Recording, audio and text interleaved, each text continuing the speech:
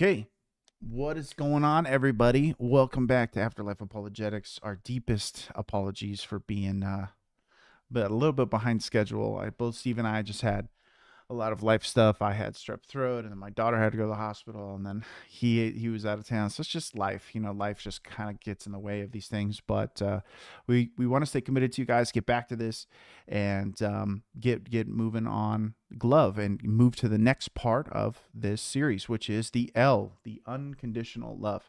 Now, for those of you who may be new here or need a quick little recap, this channel is Afterlife Apologetics, where we use near-death experiences, deathbed experiences as a means by which to we use it as a line of evidence to come to a conclusion about what is true and what isn't true about life and reality and the afterlife.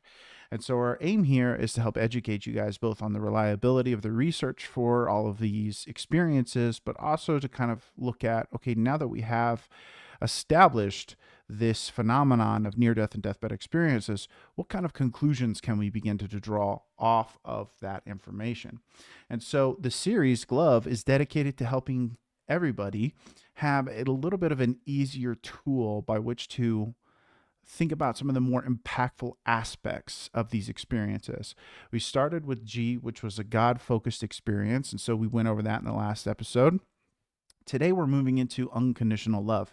Now, we did mention some loving aspects when we were talking about the God character himself, but today I want to go a little bit deeper into that part of the pool because I think that's incredibly important, not only for the experiencers and kind of the after effects it has on them, but also because when we do a comparative analysis between Christianity and other worldviews, we start to find some stark differences when we look at them fundamentally and what they kind of fundamentally believe. So, Steve, anything to add there, or are we good to jump right in? I think we're good. Let's go for it. Okay. So, Steve, just interject anytime you want to kind of make a note or kind of push back, or you know the drill. All right. So, the essence of unconditional love, a profound encounter in near-death experiences. When diving into the depths of the near-death experiences, one feature that undeniably stands out is an overwhelming sensation of love. This isn't the love we commonly understand in everyday human interactions. Some can be defined as romantic, parental, or friendship love. Instead, it is a love that transcends our human comprehension, presenting itself as deep, profound, and unconditional form of acceptance. I want to stop here and kind of paint this out for you guys. You say love is presence. What's the big deal? If we were having a conversation and I said, "Man, I love ice cream," okay, and then in that same conversation I said, "Dude, I just love my wife," I think you would fundamentally understand that the love I'm referencing with ice cream and the love I'm referencing with my wife are two different types of love. I would go above and beyond for my wife. I would not go above and beyond for ice cream, right? Like that love ice cream has an extreme limitation of I could easily be inconvenienced and not really care about ice cream all that much anymore, right? However, with my wife, that's a completely different situation. Or my daughter, for example, I love my daughter. You understand that I'm using the word, but the context completely changes that. And so what I want to point out here is that the love that these people are describing, I want to really focus in on the tangent characteristic of that love. What kind of love is it? Is it that I love my ice cream or I love my daughter? Because again, you can understand that me loving my daughter is going to motivate me to do a lot of things versus my love for ice cream might motivate me to do a few things, like go out of my way to get some ice cream, maybe, right? But my love for my daughter will allow me to go and do a lot more than I would than I would for, say, something inanimate that I love. Many near-death experiences recount this feeling of love as a transformative experience.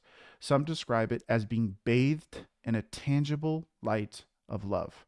Others report being enveloped in an aura of love, creating a sense of peace, acceptance, and security. These experiences extend beyond, mere emotions, and they encompass the experiencer's entire being, forever altering their understanding of love. And I think that that's really critical, that it's forever altering their understanding of love. People come away with this genuine sense of having love redefined if they've never been loved like this before.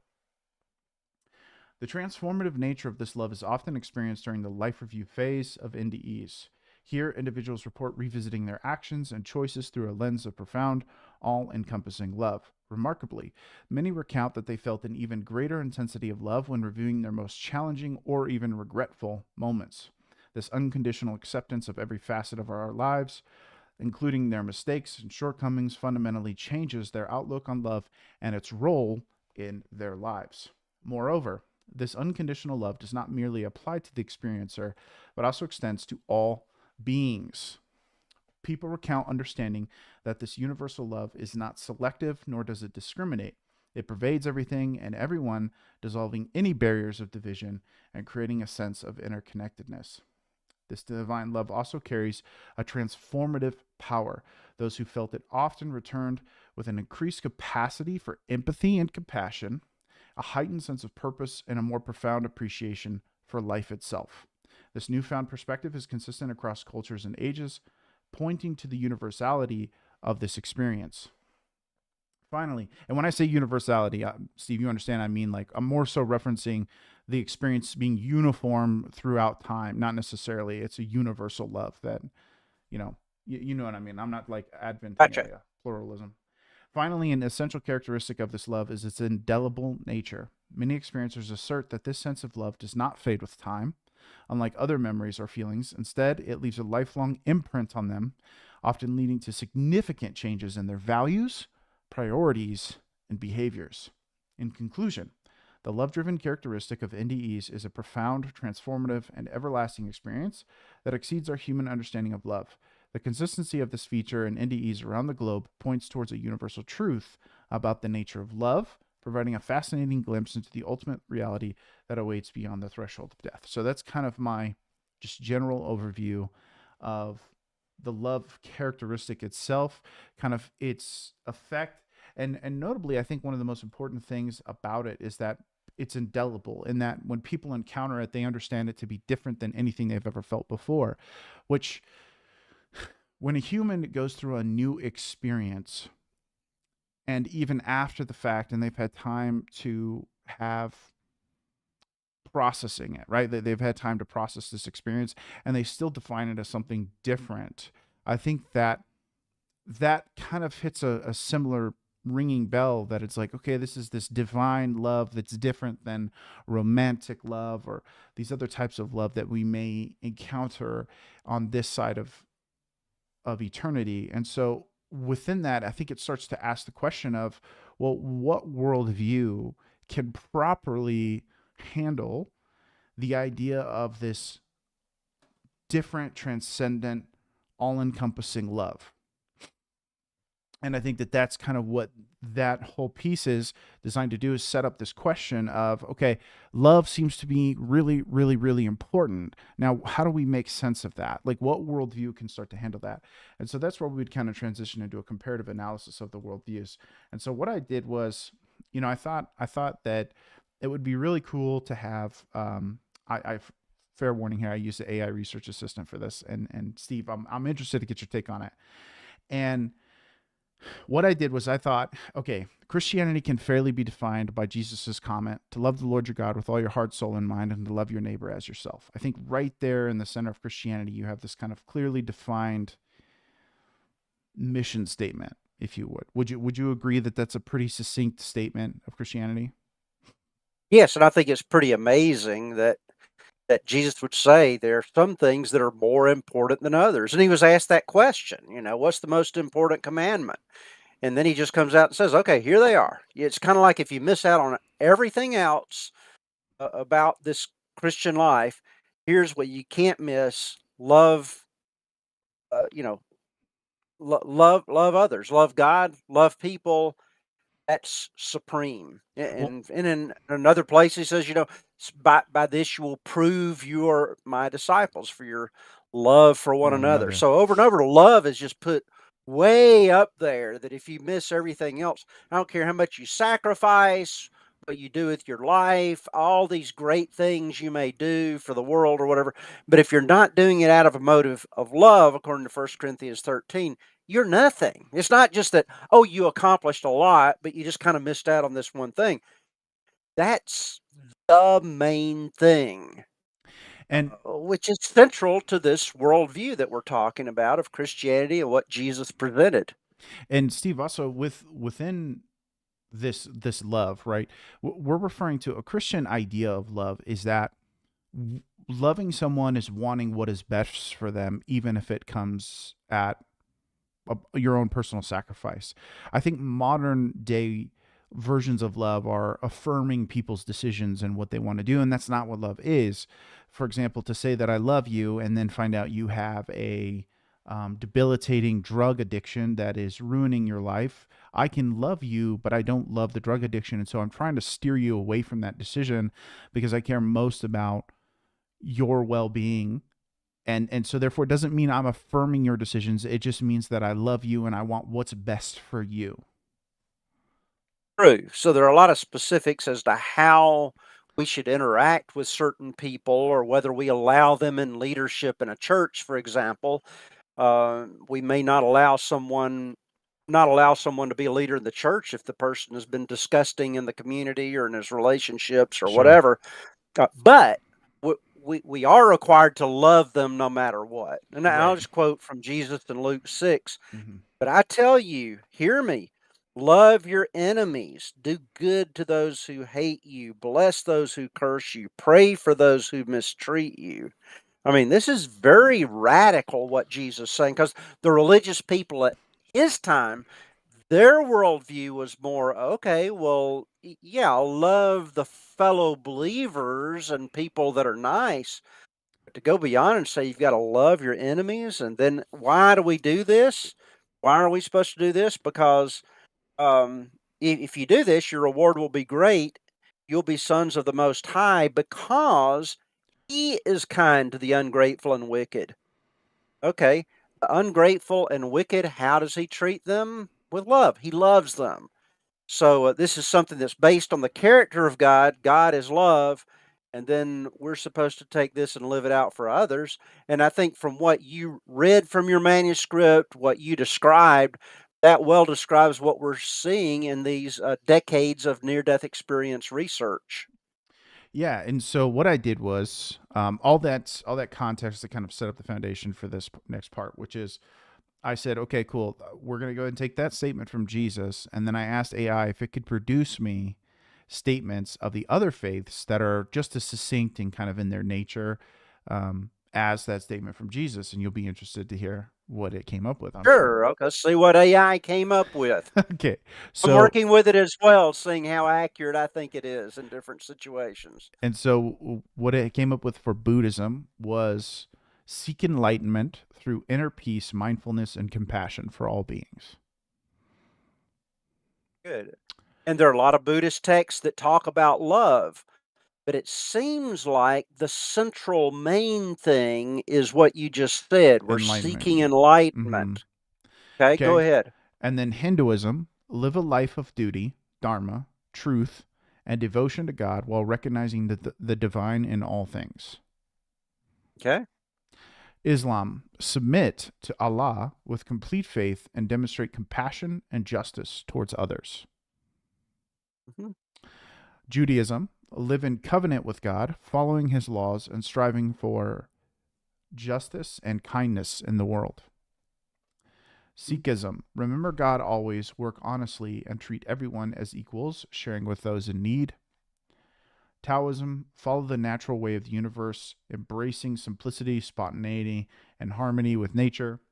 Confucianism, cultivate virtues, respect family and social hierarchies, and contribute to societal harmony through moral behavior.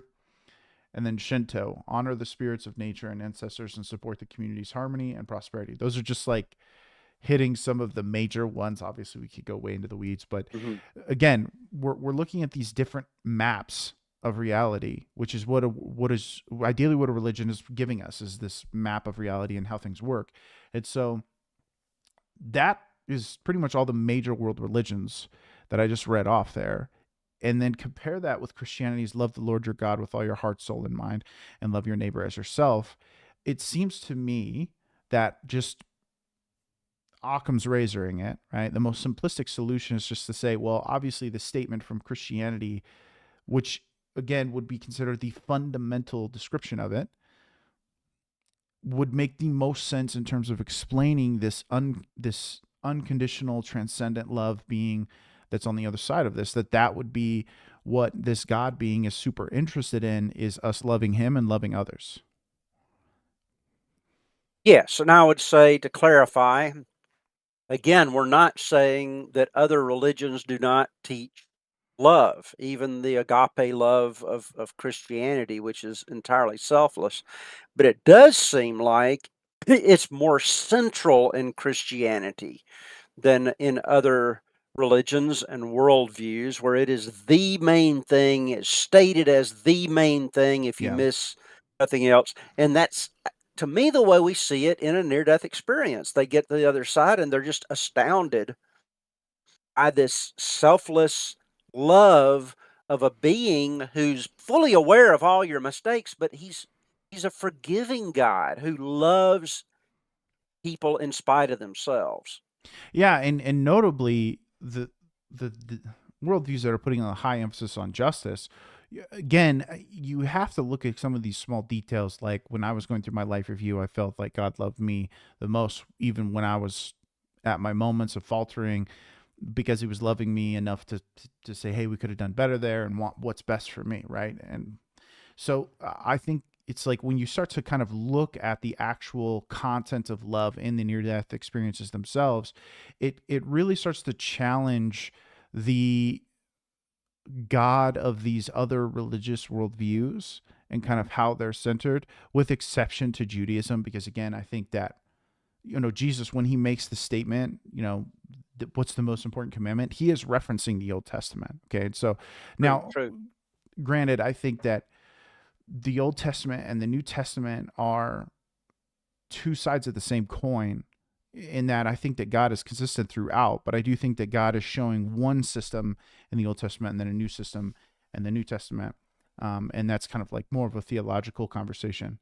And so, but to not digress into that, I'm more so wanting to bring up to the fact that with Christianity being so centrally focused in on love, especially into the New Testament and going forward, it seems to me that it is the only one that can properly make sense of this love being, as well as the unconditional loving aspects that this God is giving to these people within the experience themselves. Because namely, you need a personal deity to love anything, and so that kind of rules out these worldviews.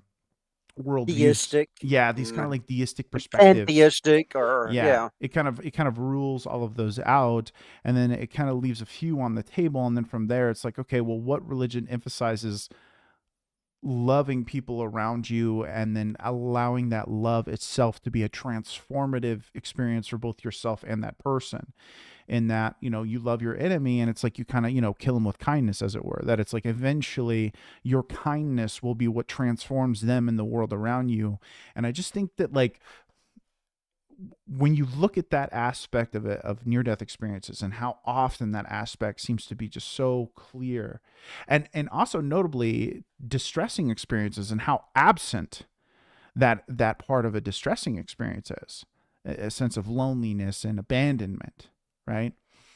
I think that it just clearly puts Christianity in its whole different part of the conversation, because it just, to me, it seems like love becomes such a massive emphasis that you suddenly have these other religions are like kind of fumbling around of like, yeah, we said that was important. And it's like, yeah, but you never made it a central tenet, a central figuring of what was most important, what is the most important of all things to be important.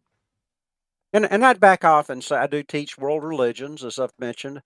A caveat to that would be that within each religion, within Buddhism, within Islam, within several different religions, you're going to have sects or segments of those where if you went um, to their place of worship, selfless love may indeed be the number one thing that's preached over and over within that sect. But I would say large numbers of Muslims and Buddhists and Hindus would not be putting that up to the place that Jesus is in the New Testament. So I'm always making that caveat because there are a lot of different kinds of Hindus and many different Yeah, types of Buddhists and whatever, and sure. depending on their sect, some may put it. But when you're looking at the overall definitions and kind of like a classic Buddhism or classic Islam or whatever, there's just a distinct difference between what Jesus is saying and often what they're trying to say. I Yeah, mean, and I could quote a little bit from the Quran, Surah 9:23. Don't befriend a father or brother if they do not believe. If you don't believe in Muhammad as a prophet, you don't even need to befriend them, okay? Surah 48:29, those with Muhammad are hard against disbelievers, merciful among themselves. Surah 9:73, Allah tells Muhammad, strive against the disbelievers and hypocrites, be harsh with them. Well, Jesus was a friend of sinners, a mhm. friend of those who disagreed with him. God so loved the world, that's very different from just my reading, for example, of the Quran. Right, and I wanted to reference John 3:16, like you said there, that it becomes the central motivator behind God making the move he does of sending Jesus to us. For God so loved the world, he sent his only begotten son. So within that framework, again, there we see love kind of being the central motivator of this figure that people are now having encounters with. And so I know I use the reference of maps a lot, but I find to me this is more like a, if I'm telling you about a city I visited, the city of Atlantis, right? Some mystical place that, people haven't been to or rarely been to, for example. And I start to describe the culture of the people there, right? And I start to describe it as it's this indelible love. It left a massive impact on me. And so I just kind of overall, I'm associating love as the number one characteristic of the culture I encountered there.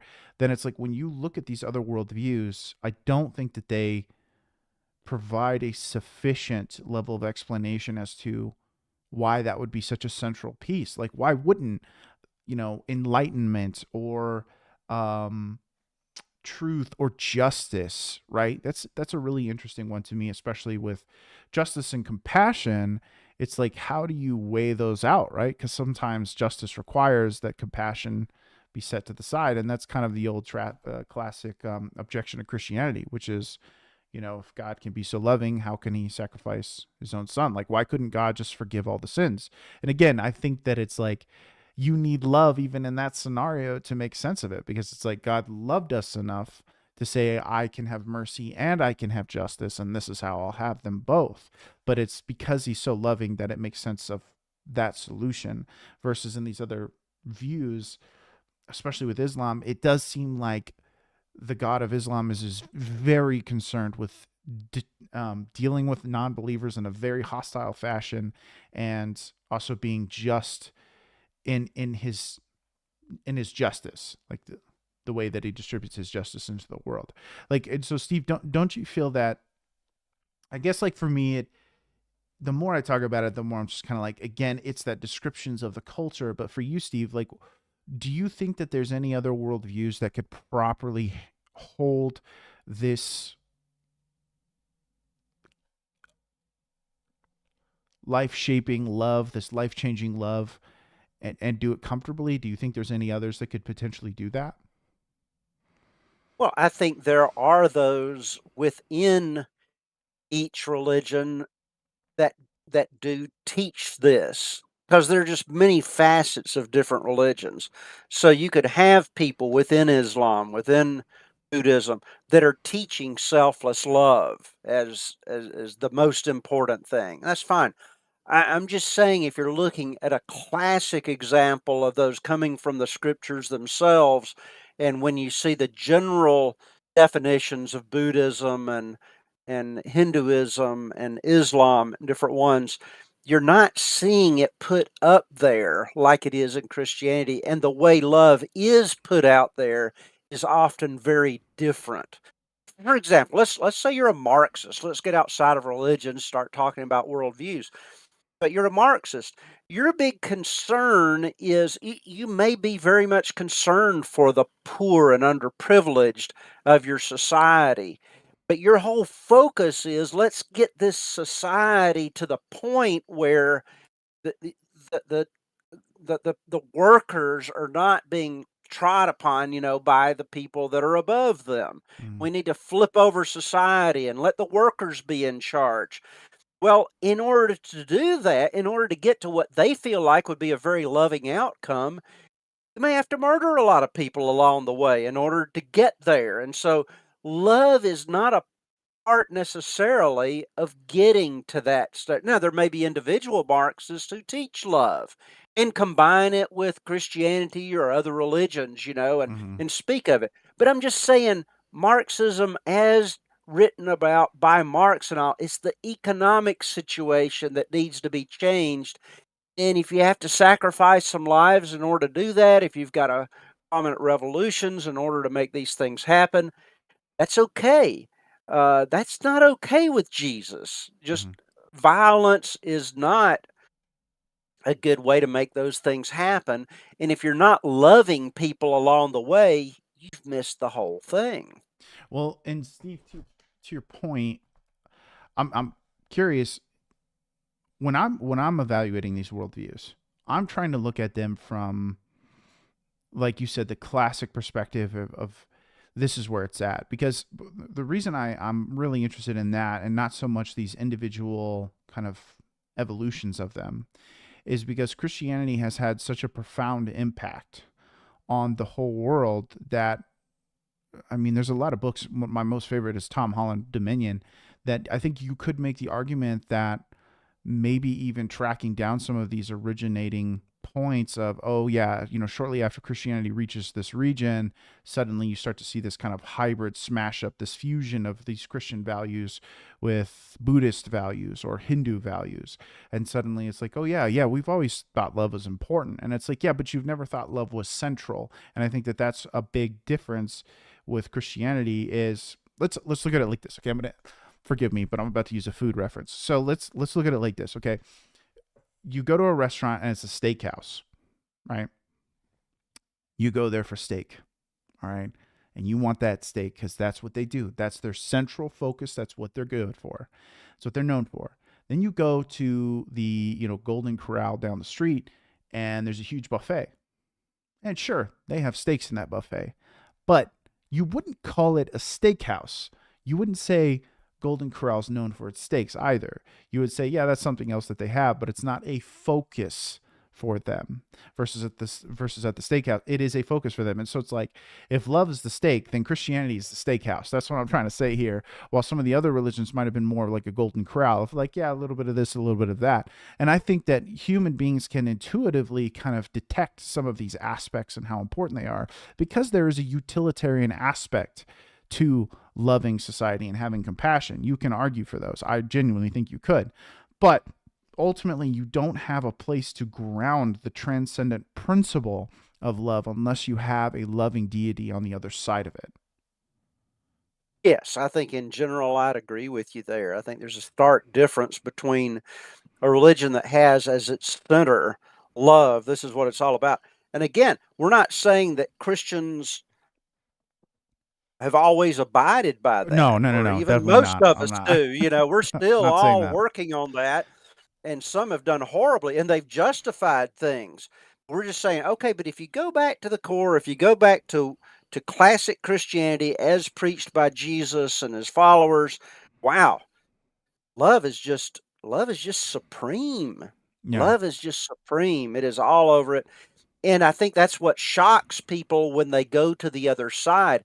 They're not expecting that this God loves them so deeply. I And it, think I read this before, but there was a one from Singapore who'd had a near-death experience, and it's kind of faltering English because they did a direct translation, not trying to get the grammar right. But she said after her experience, someone spoken to me for a while. I heard, and that voice came from that light. You know what I felt when I saw that light? When I saw that bright light, I felt someone loves me very much, but no idea who it was. I was very overwhelmed with that bright light, and while I was there, I felt the love, and that love I never felt before. This is a totally foreign type of love to this person who had never experienced it before. That light welcoming me very warmly and loves me very much. My words to the light before I woke up was this: I wanted to stay here, but I love my two kids. Reason why I felt very overwhelmed? I felt that only that light ever loved me, and no one does. All people know only to beat me, hurt me, criticize me, offend me, and many more. Nobody loves me with that kind of love before. And I'm just thinking, this is so unexpected of so many people that have never experienced this. And this person may have never read the Bible to understand Jesus talking about the nature of God's love. Some people say, "Oh, well, everybody knows love is supreme because they've heard the Beatles sing about it or something." But really, this is not something universally held. So when they go to an after death, a near death experience, and they not only experience a life review of things that they've done, but it's very typical for people to empathetically understand exactly how that other person felt when you act in an unloving way or spoke in an unloving way toward them. That's an empathetic agape love. Do unto others as you would have them do unto you. And if you try to follow that through religions, there are religions that'll say, don't do to others what you don't want them to do to you, kind of a negative Mm. thing. But it's a far step further to say, "Do unto others as you would have them do unto you." Again, that's an empathetic response to the way to how we can fully help and understand and love other people. That's an agape, selfless love, and it's quite unique to the way it seems like most people think about love. I think they think of love more as something about you love people that are lovely. Mm. That's natural. Sure. Uh, But not your but to enemy. love the unlovely, oh Mm. my goodness. And Christians who are taught that their entire lives have a hard time living consistently with it. But what a wonderful thing to strive toward. Mm-hmm. Yeah. I think that's a great point. Well, and so this one is a little bit of a shorter leg of the five. I will say that. So it doesn't really have too much more to it for me right now. So we will definitely see more in the other categories because there's a lot more specifics to work with. But again, I just think that the love aspect is so defining of the culture of what people are experiencing on the other side of these ex- experiences. Forgive me for being repetitive there, but it does leave us asking the question of, okay, like Steve saying, what religion has love center stage, as well as even loving your enemies, which is demonstrated by this God on the other side of these experiences. Because as we know, there are many people who have near death experiences that are affiliated with, even if you were to say atheism, for example, they still feel that same level of love as the Christian does or the other person of a different faith does. And so I just think that Christianity most clearly puts out this character of God that says, I'm going to love you despite all of these things about you. And that, maybe just to launch into this apologetic really quickly, maybe you're saying, well, why is there hell? Why is there a place like hell if God is so loving, if Christianity is so properly explaining the loving aspect? You have to understand that within the Christian framework of what hell is hell is God giving people what they want. And I know that sounds stupid, but hear me out, because what I mean by that is, if I rebel against God and I want nothing to do with him, I say, no, I don't want your Jesus. I don't want any of this. I don't want this. Then God will love me enough to give me that and say, okay, fair enough. I will withdraw my presence from you as you have asked me to do. But you have to know that if God is the source of all that is good, life, wisdom, truth, these things, if he withdraws his presence from that, then the resulting atmosphere, I think, would in fact be hell, because there is no more goodness to pervade that reality with. And so when people reject the God of the Bible and then they end up going to hell, it is exactly what it is meant to be, which is a quarantining of, yes, evil, but also God withdrawing his presence from these people. Like C.S. Lewis makes the quote that hell is locked from the inside. And so I firmly believe that that's true, and that God loves these people enough to give them what they want instead of forcing them into heaven against their own will. And Steve, you've had this like look on your face this whole time, so I'm curious to see what you had to say about that. No, I'm just thinking hard about it. Okay. I do think that, yes, I think I'm agreeing with everything you're saying in this. To say that God is a God of love does not mean that He is a Mr. Rogers who's just going to be just it's a beautiful day in the neighborhood and all this. This is a world where we've had huge, um, you know, huge issues.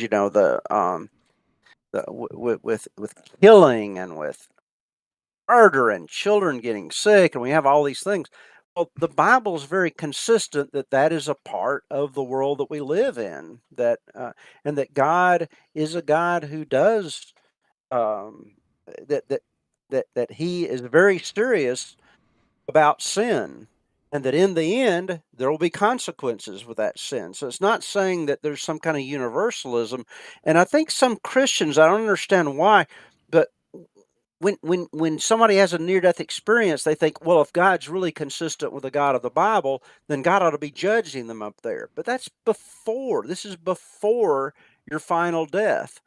And God loves the world. God loves the sinners in the world. To me, this is precisely what I would expect to see of sinners uh, and people who are haters of God. What they're experiencing is a God who loves them, because this is before your final death. But this doesn't imply some kind of universalism, the fact that God loves them all, because He's also a God who is just and is serious about sin. So we're just giving both sides here with that, and I think I'm agreeing with what you said. Okay. And so I want to leave you guys with the closing thought of, whatever your religious affiliation may be, maybe you don't believe anything, maybe you're Christian, maybe you're not, maybe you're, whatever, Buddhist or anything like that. The closing question should be, we have these people who are given the unique opportunity to die temporarily, have a temporary death, a halftime show, as Steve likes to call it, have this Hmm. halftime experience where they're going to the other side and they're experiencing this agape love, which it's just a great way to describe it. It's this transcendent love that loves them in a way that nothing has ever loved them before. I want you guys to think about what worldview most properly holds this experience in place. And bear in mind, remember, we are going into the glove with the assumption, or rather, we've already done the work to kind of lay the foundation for this can't be explained by naturalistic. So if you were to say it's some kind of drug and they're feeling their own love towards themselves, some kind of heightened chemical state, again, go look at a lot of the episodes before we go into the glove series to know we've kind of done a full revoking of the naturalistic worldview, and there will be legs of glove, specifically vivid, where we will go after the naturalistic perspective of this worldview, or excuse me, we'll go after that worldview perspective of near-death experiences. So with that out of the way, and we're saying, okay, cool, we have an afterlife. I made this statement last time, which I thought was pretty cool, that we have been given essentially enough evidence to come to the conclusion there is an afterlife. Now, what do we do with it? That's the next question of, okay, now we know there's an afterlife. What do we do with it? And now it's like we're looking at these characteristics of what this afterlife reportedly is like from eyewitnesses. And so based off of the descriptions they're giving us, now we're looking at these maps, i.e. worldviews, religions, it could be anything, right? Any worldview, which again, I would say religion is a worldview. So just any kind of worldview.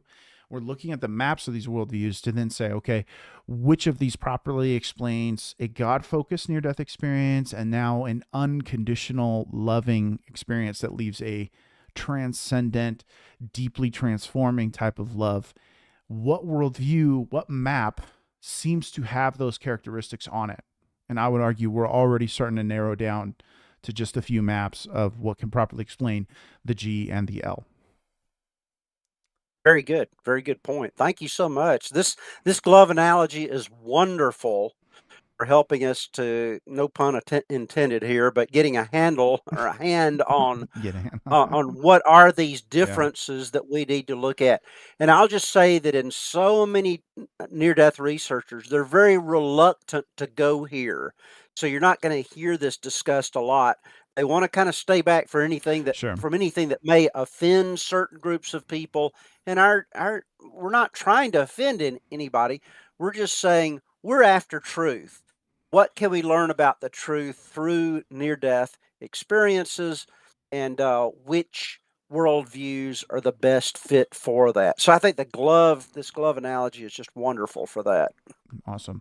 All right. Well, ladies and gentlemen, thank you. I know this one was a little bit shorter, but don't worry, guys. We should be able to be back here consistently. We'll keep rolling these out for you guys. So next time we're going to be working with the O, which is otherworldly journey. And so that's going to be a fun one to kind of talk about some of the otherworldly aspects of these experiences and kind of, again, comparing them to the maps that we have and what makes the most sense of them. So in the meantime, God bless. We'll see you guys in the next one. And as always, keep